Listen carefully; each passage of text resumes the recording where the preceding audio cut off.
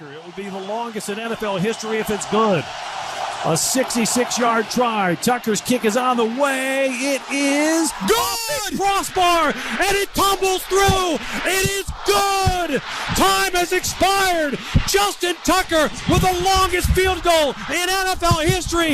The hay is in the barn, and it's mayhem on the field. Ovo što ste upravo videli jeste field goal bivšeg kikera Ravensa Justina Tuckera koji drži dan danas NFL rekord.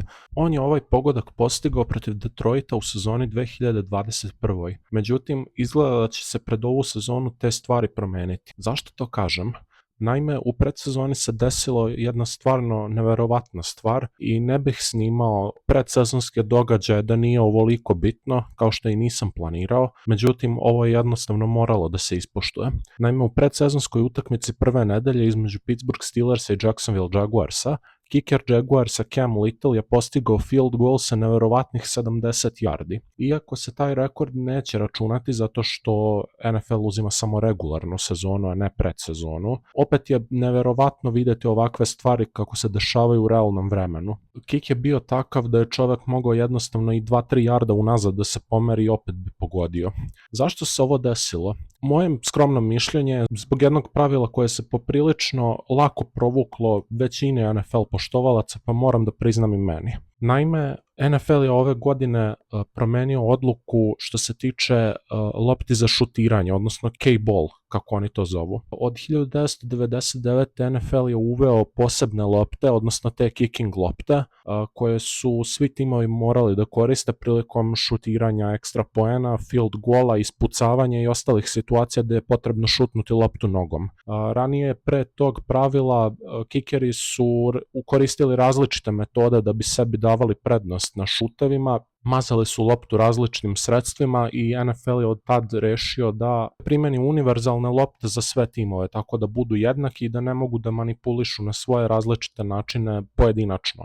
Do sada je pravilo bilo da K lopte moraju biti pripremljene 60 minuta pre utakmice, odnosno u tom prozoru od sat vremena, i 3 takve lopte moraju da budu predate sudijama.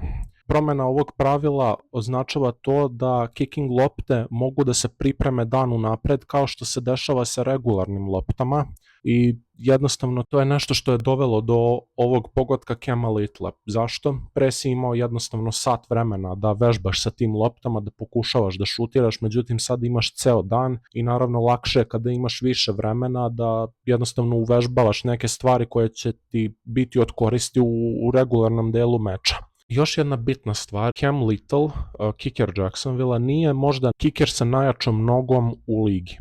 Ovako iz glave mogu da kažem da Chris Boswell, Jake Bates, Cameron Dicker, Kaimi Fairbairn, Brandon Aubrey naravno, svi nekako imaju jaču nogu od Cama Little i generalno su pouzdaniji kikeri od njega i verujem da će u narednoj sezoni rekord Justina Tuckera pasti. Dobro, ne taj rekord, nadamo se, ali ovaj drugi, pozitivniji, jel? Zašto smatram da ovo nije baš najbolja promena pravila? Jednostavno, ako ti ne moraš da pređeš polovinu terena, pošto field goal sa 70 yardi znači da ti šutiraš sa svojih 48 yardi, znači ako ti ne moraš da pređeš protivničku polovinu da bi postigao poene, nešto je fundamentalno pogrešno sa igrom. I ako se bude ispostavilo tačno da ćemo vidjeti nikad više ovakvih dugačkih field goalova, mislim da će NFL brzo vratiti pravilo na staro u 2026. sezoni. Mislim, zamislite Sebastijana Janikovskog sa ovim loptama.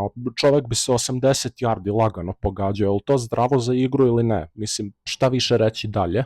Tako da verujem da će mnoštvo kikera pokušavati sa ovih velikih distanca, mislim na 65 plus yardi, i što je najgore ako budu bili uspešni, mislim da to neće biti dobro za ligu, a ima definitivno kikera koji su sposobni da pogađaju sa tih distanci, rekao sam već, tako da verujem da će Brandon Aubrey, Chris Boswell i Jake Bates imati istorijske godine, ili će bar biti jedni od koji će imati istorijske godine. Tako da, šta vi mislite? Ako ste došli do ovog dela videa, hvala na gledanju, ostavite neki komentar šta vi mislite o tome, da li se slažete sa mnom, da li ne, i vidimo se u sledećem videu, a do tad dajte šansu američkom fudbalu, nećete se razočarati.